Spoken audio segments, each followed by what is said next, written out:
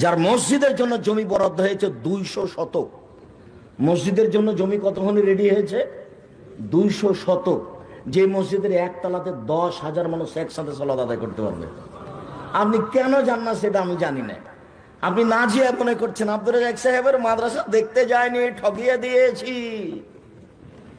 তো সেটা হতে পারে। তবে আপনি মনে রাখবেন, আপনি আহলে হাদিস মানুষ, আপনাকে আমি অনেক ভালোবাসি। এই এলাকাকে আহলে হাদিসের ভিত্তিতে আপনি টাকা দিলেও জামিয়া সালাফিয়া করবেন, না দিলেও জামিয়া সালাফিয়া করবে। এক মাসে বেতন লাগে এখন 26 লক্ষ। আপনার কয় টাকা সেটা আমি জানি না, তবে আপনি ফাঁকে থাকেন এটা আমি চাইনি। আমি বলেছি পতিতালয়ের মহিলা যদি কুকুরকে পানি পান করে জান্নাত পেতে পারে, তাহলে জামিয়া সালাফিয়া হাঁটাবো, বীর হাঁটাবো, রূপগঞ্জ, নারায়ণগঞ্জ, ঢাকায় 10টা টাকা দিলে সে জান্নাত পাবে ইনশাআল্লাহ। এখানে কোনো দল নেই, এখানে কোনো মতামত নেই, এখানে কোনো আন্দোলন নেই, এখানে কোনো প্রকার দলীয় নিয়ম নীতি নাই। দল সংগঠন সব মুক্ত প্রতিষ্ঠান জামিয়া সালাফি। লিখিতভাবে মুক্ত হতে হবে, তারপরে কেউ কারোর বিরুদ্ধে লড়ার কোনো পথ নাই সেখানে। সারা দুনিয়ার মানুষ যদি হিংসা হয়ে কিছু করে, তাহলে জামিয়া সালাফের এক সরিষা ক্ষতি করার কোনো ক্ষমতা মানুষের হাতে নেই। ওটা মানুষের হাত থেকে উঠানো আছে ইনশাল্লাহ, ওটার কোনো সমস্যা হবে না। আপনি 50 বিঘা সবই জমি প্রায় কিনা, সবই কিনা প্রায়। আপনি চলেন রূপগঞ্জ জামিয়া সালাফিয়া ডাঙ্গিপাড়া পবা রাজশাহী, প্রায় 25 বিঘা জমি প্রায় সবই কিনা। যেখানে মসজিদ রেডি হয়েছে 2 তলা একেবারে কমপ্লিট, 90% জমির উপরে এই মসজিদ, যার একতলাতে 3000 মানুষ সালাত আদায় করতে পারবে। কেন আপনার সাথ জাগে না সেটা আমি জানি না, কেন আপনি এখানে যাননি সেটা আমি জানি না। আপনি অপরাধী, আমি নই। আমি তো আহলে হাদিস মানুষ, আপনার দিনী ভাই, এটা আমি জাতিকে জানিয়ে রেখেছি। আপনি কেন জাননি জবাব আপনি দিয়েন, কি জবাব দিবেন তার জন্য প্রস্তুত থাকেন। আমার মনে বড় সাধ, আমি এই দেশের মাটিতে উন্নত মানের প্রতিষ্ঠান গড়বই গড়ব ইনশাআল্লাহ। সেটাই জামিয়া সালাফিয়া ডাঙ্গিপাড়া পবা রাজশাহী, সেটাই জামিয়া সালাফিয়া হাঁটাবো, বীর হাঁটাবো, রূপগঞ্জ, নারায়ণগঞ্জ, ঢাকা, সেটাই জামিয়া সালাফিয়া 6 মাইল বাবুগঞ্জ, বরিশাল, সেটাই জামিয়া সালাফিয়া তেঘরা, বিরল, দিনাজপুর। প্রতিটা জমি প্রতিষ্ঠান বড় বড় জমির উপরে, আলহামদুলিল্লাহ, বড় বড় জমির উপরে। আর আপনার বাড়ির পাশেরটা প্রায় 50 বিঘা, আরো বাড়বে ইনশাআল্লাহ। আপনি কেন দেখতে যাননি আমি জানি না, জবাব আপনি দিন। আপনাকে সেদিন খুব বারবার করে ডেকেছিলাম মার্চ মাসের 4 তারিখে, আপনি জাননি কেন সেটা আমি বলতে পারছি না। তবে আমি রাগান্বিত নই, যেহেতু জবাব আপনাকে দিতে হবে, আমাকে দিতে হবে না। জাতির কাছে আমি খালি বলে রেখেছি, জাতি যেন আমাকে না বলতে পারে যে আব্দুর রাজ্জাক সাহেব আমাদেরকে কিছু বলেনি। বিশ্বাস করেন আপনি, নিঃস্বের উপরে একেবারে নিঃস্ব অবস্থায় প্রতিষ্ঠান চলে এদেশের জামিয়া সালাফিয়া, যার কোনো ব্যক্তিগত কোনো লোক নাই। সব প্রতিষ্ঠানের কিছু লোক আছে, এই জামিয়া সালাফের কোনো লোকই নাই, একেবারেই শূন্যের উপরে, যেটা হলো কচুর পাতার পানি। আমরা চাঁপাইনবাবগঞ্জের মানুষে বলি যে আব্দুর রাজ্জাক বিন ইউসুফ হলেন কচুর পাতার পানি, মানে কচুর পাতার উপরে পানি আছে, তো একটু বাতাস হলে টলমল টলমল পড়লো পড়লো পড়লো পড়লো। এর অবস্থা যেমন আব্দুর রাজ্জাক সাহেবের অবস্থা তেমন, মানে কিছুই নাই, এমনি শূন্যের উপরে চলে। তো এত সাহস কিসের? আমি জাতির ক্ষতি করি না, জাতির টাকা পয়সা নষ্ট করিনি, এটা আমার বিশ্বাস। আপনার 10 টাকা আমি ক্ষতি করি না। আপনার প্রতিষ্ঠানে জামিয়া সালাফিয়া আমি অ্যাকশনটা খেলে আমি তার টাকা দিয়ে দিই। আমি আপনাদের প্রতিষ্ঠানের অ্যাকশনটা সুবিধা ভোগ করবো না ইনশাল্লাহ, করিনি, করবো না ইনশাল্লাহ। জামিয়া সালাফিয়া দেশের উন্নত মানের প্রতিষ্ঠান হিসাবে গড়বেই গড়বে ইনশাল্লাহ। যেখানে ছেলে মেয়েরা বাংলা, ইংরেজি, আরবি উন্নত মানের শিক্ষা অর্জন করে জাতির অন্যায়ের বিরুদ্ধে লড়বে, মুখে কলমে মিডিয়ায়। মুক্ত দেখতে পাচ্ছেন কত শত আছে সামনে লাইনে। কলম তো আছে মাসিকা ইতিসাম পত্রিকা, এই মানের পত্রিকা এদেশে নাই। 50টা প্রশ্নের উত্তর আছে, 10 জন মুফতি আছে, 10 জন খালি মুফতি, যাদের বেতন 35-40 হাজার, 50 হাজার। দেশের যারা বড় বড় মুরব্বী শিক্ষক সব ওখানে আছে। 250 জন শিক্ষক শিক্ষিকা কর্মচারী, 250 জন, 4000 প্রায় ছেলে মেয়ে, প্রায় সবাই আবাসিক। কেন আপনার সাধ হয় না? আমি সহযোগিতা করতে বলিনি, আমি বলেছি যে আপনি খালি বলবেন আল্লাহ তুমি জামিয়া সালাফিয়া কবুল করো, এইটুকু আমার দাবি। বাকিটুকু কিভাবে হবে সে ও জানে। কবুল যখন হয়ে যাবো তখন সে দেখবে আমার জিম্মেদারি থেকে আমি মুক্ত হয়ে গেলাম, কবুল হয়ে গেছে, বাস তারই জিম্মেদারি চলে গেছে। তা আমি দিন রাত ভয় পাই যে আমার কোনো কথা কর্মের কারণে যদি একটু নড়চড় হয়ে যায় তখন সারা দুনিয়া লেগে আর কিছু করতে পারবো না। যার জন্য বলি মাঝে মধ্যে, রাতে খুব বেশি বলি যে আমার কোনো কথাই কর্মে এটা যেন পরিবর্তন না হয়। তুমি দেখো আমি মানুষ, আমার ভুল ত্রুটি থাকতে পারে, আর আমি এসব কাজ নিজে নিইনি, আমি নিজে এইসব প্রতিষ্ঠান গ্রহণ করিনি, মানুষ জোর করে আমার উপরে চাপিয়ে দিয়েছে। অতএব তুমি যেহেতু তুমি চাপিয়ে দিয়েছ, কাজে তুমি সাহায্য করো।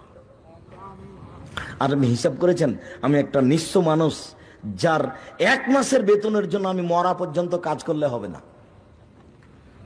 আমি যে শিক্ষকতা করি, আমি যে টাকা ইনকাম করি, তাতে যদি আমি মরা পর্যন্ত ইনকাম করিতে 1 মাসের বেতন করতে পারবো না। 26 লক্ষ এখানে আছে।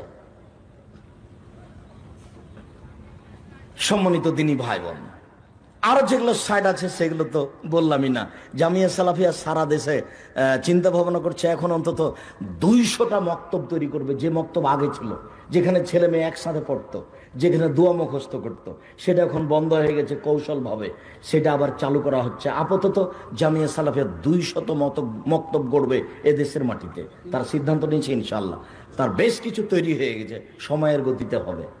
আরও তো ব্যবস্থাপনা আছেই, দাওয়াতি বিভাগ আছে, শিক্ষা কার্যক্রম আছে, অসহায় মানুষের পাশে দাঁড়ানো আছে, আরো অনেক কিছু আছে, প্রেস আছে, বই পুস্তক আছে, মাসিকাল ইতেসাম পত্রিকা আছে, যেটা জাতির মুখপাত্র। বলছিলাম সম্মানিত দিনী ভাই বোন, রাসূল সাল্লাল্লাহু আলাইহি ওয়াসাল্লাম বললেন যে সবচেয়ে দামি ইবাদত সিয়াম কিভাবে হলো। জান্নাতের দরজা 8টি, জান্নাত 1টি, দরজা 8টি, জান্নাত 1টি। 8টি দরজা দিয়ে মানুষ জান্নাতে ঢুকবে। তো ভিন্ন ভিন্ন ভাবে আছে। যারা সালাত আদায় করে তাদের জন্য একটা দরজা, যারা দান করে তাদের জন্য একটা দরজা, যারা সিয়াম পালন করে তাদের জন্য একটা দরজা, যারা হজ করে তাদের জন্য একটা দরজা। তো যখন ঢুকবে তখন সব দরজাতে ফেরেশতারা আছেন। সবাই চিৎকার করে বলবেন, আসেন আসেন, যারা সিয়াম পালন করেছেন এই দরজা দিয়ে আসেন, আসেন যারা হজ করেছেন এই দরজা দিয়ে আসেন। তাহলে মান মর্যাদা ভিন্ন। আসেন যারা দান করেছেন এই দরজা দিয়ে আসেন। এখন রাসূল সাল্লাল্লাহু আলাইহি ওয়াসাল্লাম বলছেন, এই যা দাখিলা আখিরুহুম উগলিকা, সিয়াম পালনকারীর শেষ ব্যক্তি ঢুকে গেলে এই দরজা বন্ধ করা হবে। এই দরজা দিয়ে আর কোনো ইবাদতের মাধ্যমে ঢুকতে পাবে না। তখনও 7টা দরজা খোলা আছে। হজ পালনকারীরা দানের দরজা দিয়ে ঢুকে যেতে পারবে, দানকারীরা হজ পালনকারীদের দরজা দিয়ে ঢুকে যেতে পারবে, কিন্তু সিয়াম পালন ব্যতীত এই দরজা দিয়ে ঢোকা যাবে না। এটা ভিন্ন ধরনের ইবাদত, কোন ইবাদতের সাথে এর মিল নাই। আল্লাহ তাআলা বলছেন, পৃথিবীর মানুষ শুনে রাখো, সিয়াম আমার ব্যাপার, প্রতিদান আমি দিব। সিয়াম আমার ব্যাপার, প্রতিদান আমি দিব। আমার কারণে সে 2টা জিনিস ত্যাগ করেছে, এই জন্য দিব। সালাত আদায় করলে ত্যাগ করা লাগে না, হজ করলে ত্যাগ করা লাগে না, দান খায়রাত করলে করা লাগে না, সিয়াম পালন করলে 2টা জিনিস করা লাগে। এক, খেতে পায় না, খেতে দেওয়া হয় না, এটা আমার স্বভাব, আমিও খাই না। তো আল্লাহ বলছেন এটা তো তার স্বভাব, আল্লাহর স্বভাব, তো এইটা হলো একটা, এই জন্য দিব। 2, সিয়াম পালন করেছে মানে প্রবৃত্তিকে ত্যাগ করেছে, মন মতো চলবে না, মন মতো চলবে না, এটা ত্যাগ করেছে। সিয়াম আছে মানে ছি ছি ছি ছি ছি, আমি এখানে বসবো না, এখানে বদনাম হয়, আমি সিয়াম আছি ভাই, আমি এসব সাথে রাজি নই, আমি এটা করতে পারবো না, আমি সিয়াম আছি ভাই, আমি এসব গালিগুলোজের মধ্যে নেই। ফজরের আজান থেকে নিয়ে সূর্য ডুবা পর্যন্ত খাওয়া পান করা, স্ত্রী মিলন, যাবতীয় অপছন্দ কথা ও কর্ম থেকে বিরত থাকার নাম সিয়াম। প্রবৃত্তিকে মানে না যে, তাকেই আল্লাহ বলছেন আমি তোমাকে জান্নাত প্রতিদান দিয়ে দিলাম। প্রবৃত্তিকে মানে কে? দাড়ি চাঁচে যে, প্রবৃত্তিকে মানে কে? টাকার নিচে প্যান্ট পরে যে, প্রবৃত্তিকে মানে কে? সুদ ঘুষ খায় যে, প্রবৃত্তিকে মানে কে? দোকানে বসে আড্ডা পিটে যে, প্রবৃত্তিকে মানে কে? জুলুমবাজি করে জমি দখল করে যে, প্রবৃত্তিকে মানে কে? দাঙ্গাবাজি করে যে, প্রবৃত্তিকে মানে কে? মানুষকে মানুষ মনে করে না, ক্ষমতা দেখিয়ে চলে, সে প্রবৃত্তিকে মানে। প্রবৃত্তিকে মানে যে জাহান্নামে যাবে, যে নগ্ন পোশাক পরে, যে প্রবৃত্তিকে মানে সে। যেসব মহিলার মাথায় কাপড় দেয় না, মাথায় কাপড় দেয় না যারা, প্রবৃত্তিকে মানে তারা। নগ্ন পোশাকে চড়ে যারা, প্রবৃত্তিকে মানে তারা। নিজে বাজার চলে যাচ্ছে ঢং ঢং করে একটা ব্যাগ হাতে করে, প্রবৃত্তিকে মানে যে জাহান্নামে যাবে সে। ওর স্বামী নাই, ওর বেটা নাই, ওর দেবর নেই, ওর ভাসুর নাই, ওর শ্বশুর নাই, গ্রামবাসীকে মেরে খেয়েছে, ও কেন বাজারে যাবে? ও কেন বাজারে যাবে? ওর স্বভাব কেন এত খারাপ? শ্বশুর দেখতে পায় না, শাশুড়ি দেখতে পায় না, বাপ দেখতে পায় না, মা দেখতে পায় না, সবাই মরে গেছে দুনিয়া থেকে। আত্মমর্যাদার দাম আছে। 1 মিনিট, এই ছেলে, এক খেয়ালে বসে থাকো। আমি এত দেরিতে আসতে চাইনি, কেন নিয়ে এসছে সেটা আমি জানি না। কোনদিন আমাকে দাওয়াত দিলে আমি 9:30 থেকে 10টায় আসবো, 12টা পর্যন্ত থাকবো ইনশাল্লাহ, এরকম হিসাব করে তুমি নিয়ে আসবা। আমি আসতে চাইনি, দুনিয়া মাথায় করে প্রয়োজন নাই। আর 10 কিলোমিটার পর্যন্ত তো মানুষকে জানাতে হবে, অনুরোধ করতে হবে। মুসলমান তো আসবে, আসবে, হিন্দু আসবে। হিন্দুরা আমি কিছু শিষ্টাচারের পরিবর্তন করব।